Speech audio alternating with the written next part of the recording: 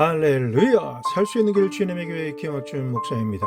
오늘 함께 은혜 받으실 하나님의 말씀 제목은 사람이 무엇으로 심든지 그대로 거두리라 입니다. 본 말씀은 갈라디아서 6장 7절에서 8절까지의 말씀입니다. 스스로 속이지 말라. 하나님은 업신여김을 받지 아니하시나니 사람이 무엇으로 심든지 그대로 거두리라. 자기의 육체를 위하여 심는 자는 육체로부터 썩어질 것을 거두고 성령을 위하여 심는 자는 성령으로부터 영생을 거두리라. 영적으로나 육신적으로 그리고 물질적으로 풍성하게 거두며 승리하는 법칙이 있습니다. 환경적으로 아무리 좋은 옥토와 풍부한 물이 있다 할지라도 씨앗을 심기 전에는 땅과 물은 그대로 있을 뿐입니다. 절대로 열매를 생산하지 못합니다. 그러나 꿈과 소망을 품고 씨앗을 심어 놓으면 환경인 땅과 물은 쉬지 않고 일하며 풍성한 열매를 맺혀 놓고야 마는 것입니다. 사람이 무엇으로 심든지 그대로 거두리라 라는 말씀 그대로 하나님의 영적인 법칙도 같습니다. 그러므로 무엇이든 심고 거두는 법칙은 영적인 법칙일 뿐만이 아니라 물리적인 법칙이요 창조주 하나님의 법칙인 것입니다. 첫째로 하나님께서 주시는 행복과 풍부를 누리는 법칙이 있습니다. 하나님께서 주시는 행복을 누리며 풍부하게 하시는 복을 받기 원하십니까? 심으시고 거두십시오. 무엇을 심을까요? 성경은 바로 나를 심으라고 하십니다. 이사야서 58장 13절에서 14절 만일 안식일에 내 발을 금하여 내 성일에 오락을 행하지 아니하고 안식일을 일컬어 즐거운 날이라 여호와의 성일을 존귀한 날이라 하여 이를 존귀하게 여기고 내 길로 행하지 아니하며 내 오락을 구하지 아니하며 사사로운 말을 하지 아니하면 내 여호와 안에서 즐거움을 얻을 것이라. 내가 너를 땅의 높은 곳에 올리고 내 조상 야곱의 기업으로 기르리라. 여호와의 입의 말씀이니라.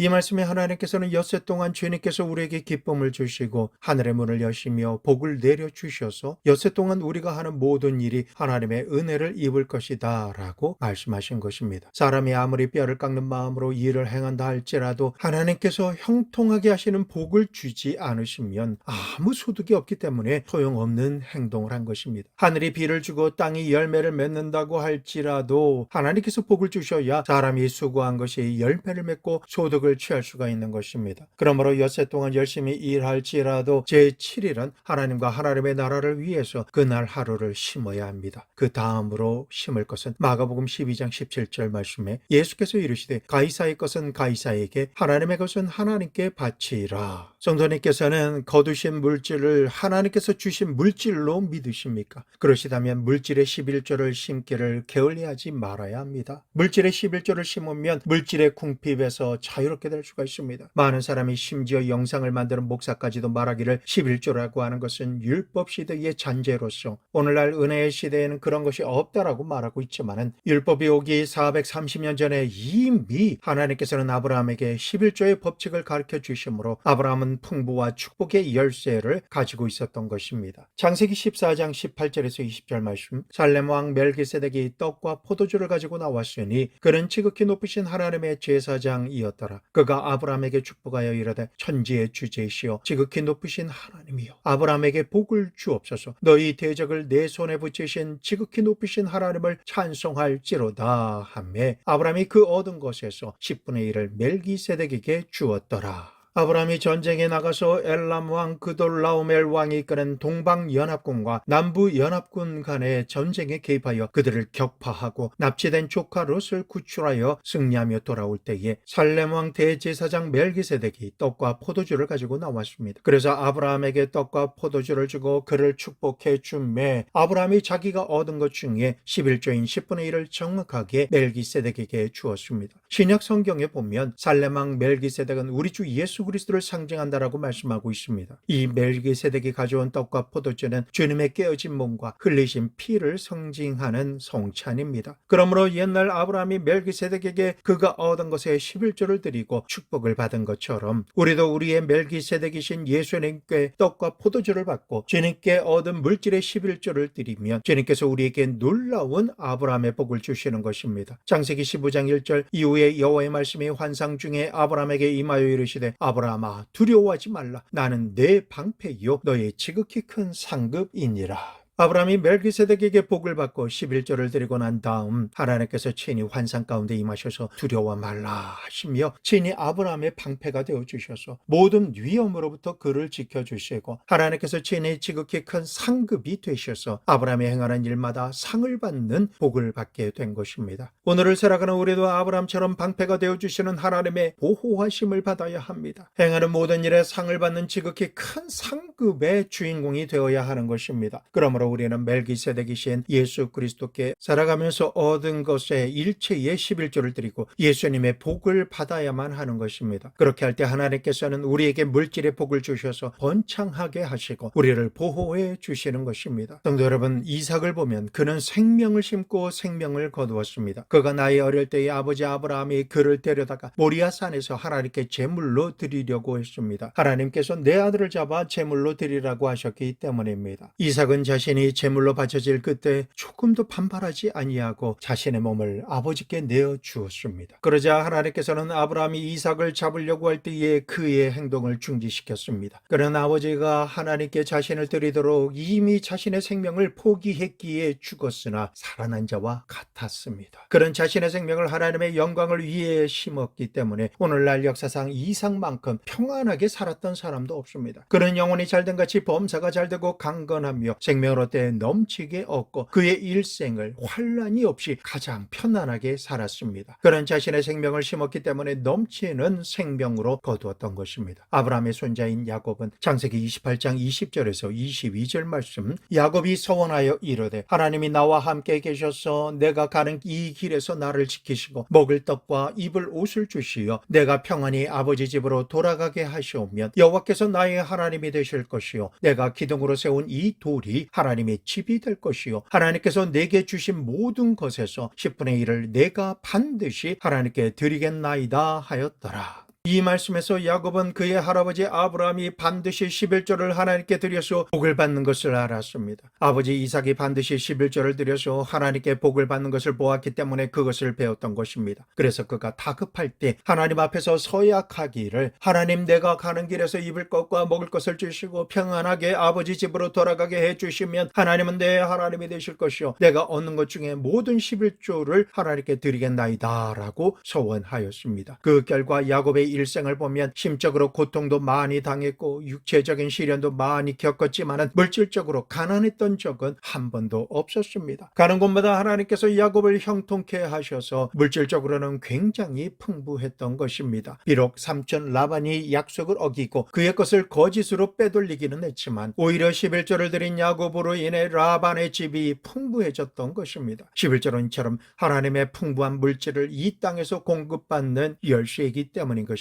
11조의 법칙, 즉 물질로 심고 물질로 거두는 법칙은 바로 심각한 기근을 이기고 하나님의 부요함을 받는 법칙입니다. 이스라엘에 3년 6개월 동안 비가 오지 않아서 심각한 기근이 임했을 때 많은 사람이 죽고 짐승떼가 떼 죽음을 당했습니다. 이때 요단 앞 그릿 시냇가에 숨어서 시냇물을 마시고 까마귀들이 아침과 저녁으로 떡과 고기를 가져오는 것을 먹고 지내던 중에 땅에 비가 내리지 않으므로 시내가 마르자 이때 여호와의 말씀이 엘리야에게 임하였습니다. 열왕기상 17장 8절에서 16절 너는 일어나 시돈에 속한 사르밧으로 가서 거기 머물라. 내가 그곳 과부에게 명령하여 내게 음식을 주게 하였느니라. 그가 일어나 사르밧으로 가서 성문에 이를 때에 한 과부가 그곳에서 나뭇가지를 줍는지라. 이에 불러 이르되 청하건대 그릇에 물을 조금 가져다가 내가 마시게 하라. 그가 가지러 갈 때에 엘리야가 그를 불러 이르되 청하건대 내 손에 떡 한 조각을 내게로 가져오라. 그가 이르되 당신의 하나님 여호와께서 살아계심을 두고 맹세하노니 나는 떡이 없고 다만 통에 가루 한 움큼과 병에 기름 조금뿐이라. 내가 나뭇가지 둘을 주어다가 나와 내 아들을 위하여 음식을 만들어 먹고 그 후에는 죽으리라. 엘리야가 그에게 이르되 두려워하지 말고 가서 내 말대로 하려니와 먼저 그것으로 나를 위하여 작은 떡 한 개를 만들어 내게로 가져오고 그 후에 너와 내 아들을 위하여 만들라. 이스라엘의 하나님 여호와의 말씀이 나 여호와가 비를 지면에 내리는 날까지 그 통에 가루가 떨어지지 아니하고 그 병에 기름이 없어지지 아니하리라 하셨느니라. 그가 가서 엘리야의 말대로 하였더니 그와 엘리야와 그의 식구가 여러 날 먹었으나 여호와께서 하나님께서 엘리야를 통하여 하신 말씀같이 통에 가루가 떨어지지 아니하고 병에 기름이 없어지지 아니하니라. 이 말씀은 도무지 인간의 상식을 벗어난 사실입니다. 기근이 들어서 모든 사람이 굶어 죽는 판에 마지막 남은 밀가루 한 움큼과 기름병에 조금 남은 기름으로 떡을 만들어 엘리야에게 주면 하나님께서 기근이 끝날 때까지 기적을 일으키시겠다라고 하니 어떻게 그런 일이 있을 수가 있겠습니까? 신앙이 없는 사람은 미친 소리라고 하고 돌아서 버릴 것입니다. 그러나 사르밧 과부는 신앙이 있었습니다. 그는 먹을 것을 달라고 몸부림을 치며 배고파 우는 아들을 뿌리치고 가지고 있는 가루와 기름으로 떡을 구워 건장한 엘리야에게 주었습니다. 그러자 엘리야는 무정하게도 인정사정 없이 피골이 상접한 과부와 울고 있는 아들 앞에서 떡을 다 먹고 물 한 사발을 다 마셨습니다. 그때부터 무엇으로 심든지 그대로 거두는 하나님의 법칙이 역사하므로 기근과 가뭄이 다 지나가기까지 과부의 집에 통에 가루가 끊어지지 않고 기름병의 기름을 아무리 사용해도 기름병의 기름이 다시 채워졌던 것입니다. 사르밧 과부가 극한의 기근으로 인해서 어려운 환경 가운데 살았지만 하나님께서 주의 종 선지자를 보내셔서 심게 하시고 거두게 하심으로 하나님의 영광을 보게 하신 것입니다. 그러므로 구약시대에서 불가능한 문제를 해결하는 가장 가까운 열쇠로 심고 거두는 법칙을 사용하게 하신 것입니다. 둘째로 신약시대에 심기 위해 사용된 믿음의 씨앗들이 있습니다. 베드로가 밤이 많도록 갈릴리 호수에서 그물을 던져 고기를 잡기 위해 힘을 다해 노력하고 인내하였으며 어부의 지혜를 모두 동원하였습니다. 하지만 새벽이 될 때까지 한 마리의 물고기도 잡지 못하였습니다. 배는 비어있는 그대로였고 그물은 여기저기 찢겨져 있었으며 몸과 마음이 모두 다 지치고 허탈함과 공허함만이 가득했습니다. 너무나 피곤한 몸을 버티며 다시 일하러 나가기 위해서 그물을 씻고 수선하려고 할 때에 예수님께서 배에 올라타시고 배를 육지에서 조금 떨어지게 해달라시는 요청을 하셨습니다. 그리고는 다가온 많은 군중에게 하나님의 말씀을 증거하셨습니다. 지금 베드로의 상태가 어떻습니까? 베드로는 밤새도록 수고했습니다.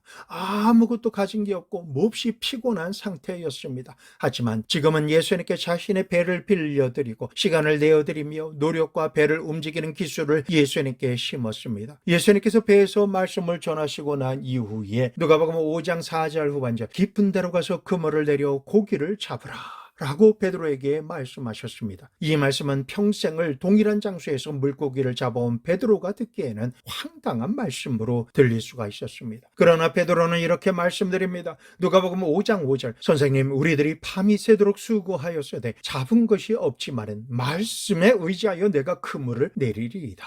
밤이 새도록 그물을 던졌던 상황과 지금의 상황은 아주 다릅니다. 지난 시간은 자기 혼자서 자기의 지혜와 지식과 노력을 다해서 그물을 던져도 아무것도 잡지 못했었던 것이지만 지금의 상황은 자신의 배를 예수님께서 말씀을 전하실 강단으로 내어드렸고 시간을 심었으며 노력을 심고 정성을 심은 이후에 바다 깊은 데로 다시 갈지라도 혼자 가지 않습니다. 이제는 예수님과 함께 가는 것입니다. 예수님께 심어 놓으면 거두게 될 때에도 예수님께서 함께 가주시고 함께 거두어 주시는 것입니다. 베드로는 이전에는 자기 혼자서 물에 나갔지만 지금은 예수님께서 함께 배를 타고 깊은 곳으로 가서 그물을 던지는 환경으로 바뀐 것입니다. 그 결과 누가복음 5장 6절 그렇게 하니 고기를 잡은 것이 심히 많아 그물이 찢어지는지라. 말씀대로 배 오른쪽으로 그물을 던지자 어디서 몰려왔는지 모르게 수많은 고깃대가 배를 에워싸고 그물에 가득 차게 몰려들었습니다. 그리고 결국 그물이 찢어지게 되자 누가복음 5장 7절 다른 배에 있는 동무들에게 손짓하여 와서 도와달라 하니 그들이 와서 두 배의 채움에 잠기게 되었더라. 지금 무엇이 달라졌습니까? 동일한 배, 동일한 그물과 동일한 베드로였지만 달라진 것이 있다면 어제 저녁부터 오늘 새벽까지 혼자 고기를 잡은 것이고 지금은 예수님께서 함께 배에 타셔서 고기를 잡아주신 것이 다른 것입니다. 그 배를 예수님께서 왜 같이 타셨을까요? 베드로가 예수님을 위해서 배를 심고 시간을 심으며 노력을 심고 몸을 심었기 때문에 심고 거두는 법칙에 따라서 예수님께서 거둘 때도 같이 가서 거두어 주시는 것입니다. 그래서 베드로가 고기잡이에 엄청난 성공을 하게 된 것입니다. 예수님께서 하루는 제자들을 데리시고 벳세다라고 하는 고을로 가시니 남자만 5,000명이나 더 되고 개수되지 않은 부녀자까지 다 합치면 2만 명은 되지 않을까 싶습니다. 이들이 주님께 나와서 하나님 나라의 일을 듣고 병고침을 받게 되었습니다. 날이 저물어 가자 추운 바람이 갈릴리 호수에서부터 불어오고 그 자리에 머물고 있던 사람들은 추위와 허기를 심하게 느끼기 시작함으로 인해 여기저기 흩어져서 앉거나 누워 있었습니다. 배가 고파서 집으로 갈 갈 수가 없었던 것입니다. 그것을 본 제자들이 예수님께 말씀드립니다. 무리를 보내어 두루 총과 마을로 가서 무엇을 사 먹게 하옵소서. 그때 예수님께서 제자들에게 말씀하십니다. 너희가 그들에게 먹을 것을 주어라. 이 말씀을 들은 빌립이 난처해하며 인간적인 수단과 방법을 모두 사용해서 이 문제를 해결하려고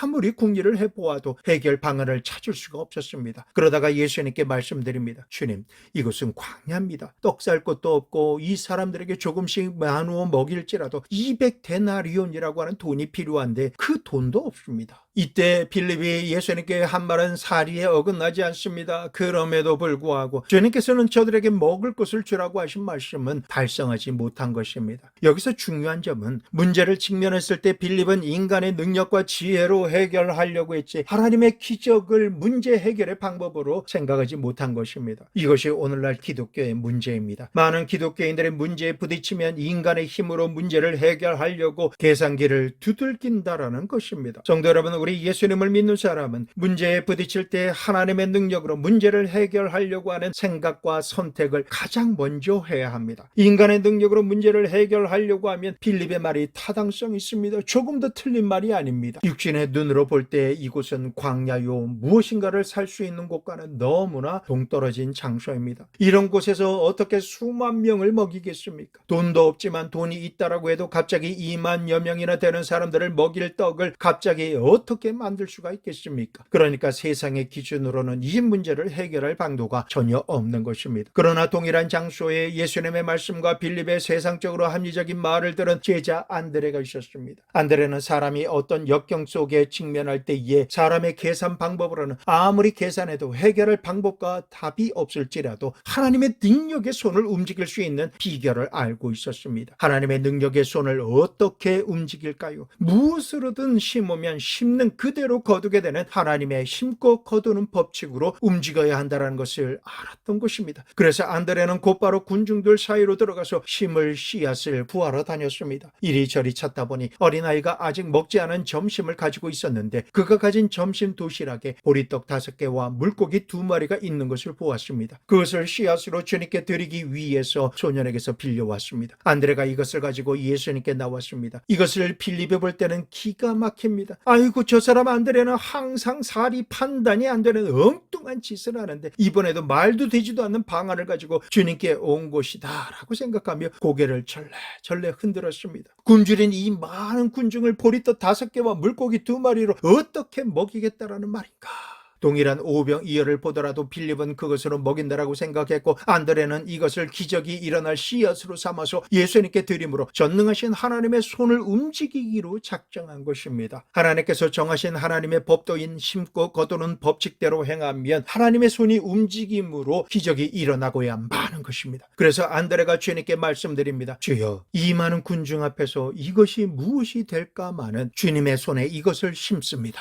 이렇게 주님의 손에 심기 전에는 주님께서는 조금도 역사하지 않으셨습니다. 그러나 소년의 점심 도시락인 오병이어가 예수님의 손에 심겨지자 예수님께서 곧바로 일하시기 시작했습니다. 사람들을 50명씩 100명씩 질서정연하게 앉게 하고 난 다음에 주님께서는 오병이어를 들어 축사하시고 떼어주심에 그 순간 창조주 하나님의 전능하신 능력이 일어나기 시작했습니다. 사람들에게 떼어주면 또 생겨나고 떼어주면 또 생겨나며 사람들을 먹이고 나면 또 생기고 먹이고 나면 또 생겨났습니다. 그래서 들판에 있던 모든 사람이 다 배불리 먹고 남은 것을 거두니 12바구니나 가득 찼다라고 말씀하고 있는 것입니다. 성도 여러분, 이 오병이어의 기적을 보십시오. 빌립은 이 많은 군중을 광야 들판에서는 먹일 수 없다라고 결론을 내렸는데 이는 지극히 인간적이고 타산적이며 합리적이고 정당한 것입니다. 그러나 예수 그리스도를 믿는 사람은 이러한 합리성만을 가지고 사는 것이 아닙니다. 예수님을 믿는 사람은 하나님의 기적을 기대하는 사람들인 것입니다. 합리성을 초월해서 기적이 일어날 것을 기대하는 것이 우리의 신앙인 것입니다. 그리고 이 기적은 하나님의 손을 움직여야 하는데 하나님의 손을 움직이는 유일한 길은 심고 거두는 법칙이 제일 확실합니다. 성경은 말씀합니다. 사람이 무엇으로 심든지 그대로 거두리라. 우리가 심을 때는 우리가 심지만 거둘 때는 주님께서 친히 거두어 주시는 것입니다. 안드레가 오병이어를 예수님께 심었지만 그것을 거두는 역사는 예수님께서 주저하지 아니하시고 곧장 귀한 기적을 베풀어 주심으로 이루어진 것입니다. 그러므로 성도 여러분, 우리가 살아가면서 여러 가지 어려운 일을 직면하게 될 때에 하나님은 어디 계시냐, 엘리야의 하나님은 어디 계시냐, 베드로와 야고보와 요한의 하나님은 어디 계시냐라고 하지만 하나님은 어제나 오늘이나 장래에도 동일하게 우리와 함께 계십니다. 성령으로 우리 안에 성정 삼고 계시는 것입니다. 하나님의 손이 움직이고 전능하신 하나님의 기적이 일어나는 법칙이 우리 손 안에 있는 것입니다. 우리 안에 거하시는 것입니다. 이것이 바로 심고 거두는 법칙입니다. 심고 거두는 법칙이 전지전능하시고 무소부재하신 하나님이 우리의 생활 중심에 찾아오셔서 기적을 베풀게 만드는 법칙입니다. 오늘날 예수님을 믿지 않는 사람은 이 법칙을 알 수가 없습니다. 그러나 예수님을 믿는 사람이라 할지라도 이 법칙을 알면서도 빌립과 같이 실천하지 않고 세상에서 통용되는 합리적이고 인간적이며 이성적인 생각에만 머무는 사람이 많습니다. 빌립과 같은 사람은 문제에 직면했을 때에 문제를 해결하지 못하고 당황을 넘어 황당하게 모든 상황을 보지만, 안드레와 같은 사람은 하나님께 무엇이든지 심는 그대로 거두는 법칙을 통해 수많은 기적을 창출해내고 하나님의 기적으로 문제를 해결해내고야 마는 사람입니다. 하나님의 나라는 지극히 먼 곳에 있지 않습니다. 우리가 생각할 때는 천국이 구만리장천 우주 저 너머에 있어서 죽어서나 갈 수 있다고 생각합니다. 그러나 그것은 잘못된 생각입니다. 주님께서 회개하라, 천국이 가까이 왔다라고 말씀하셨습니다. 하나님의 나라 천국은 바로 이 순간에도 우리 앞에, 우리 안에 가까이 와 있습니다. 하나님의 나라가 임하는 것은 우리가 직면한 문제를 해결하기 위해 하나님의 능력의 손이 움직이고 하나님만이 행하실 기적이 내게 임하고 나타나는 것입니다. 하나님이 계시고 하나님의 창조적인 능력이 나타나는 곳이 천국이 임하는 것입니다. 하나님의 나라 천국이 내게 임하게 하는 방법은 천국의 위대한 법칙을 믿음으로 행함에 있습니다. 필요한 문제 해결을 위해서 무엇으로 심든지 그대로 거두는, 심고 거두는 법칙에 따라서 하나님의 나라가 역사하기 시작합니다. 심는 것은 우리가 심습니다. 그러나 거두는 역사는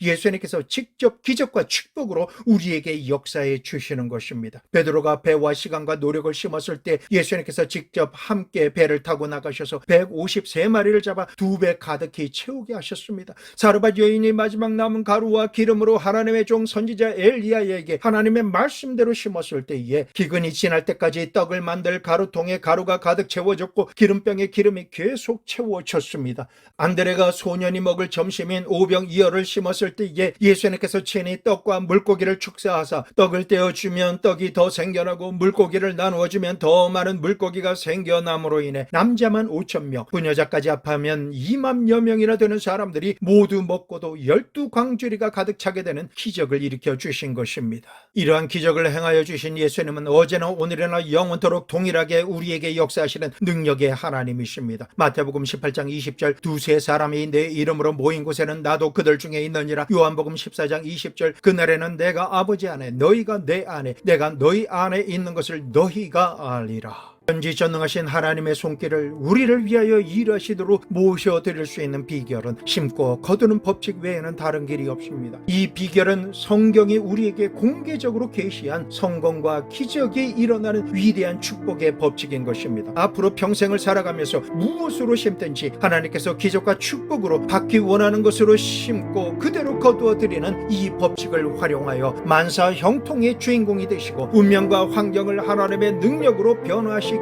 사시게 되시기를 우리 주 예수 그리스도의 이름으로 축복합니다.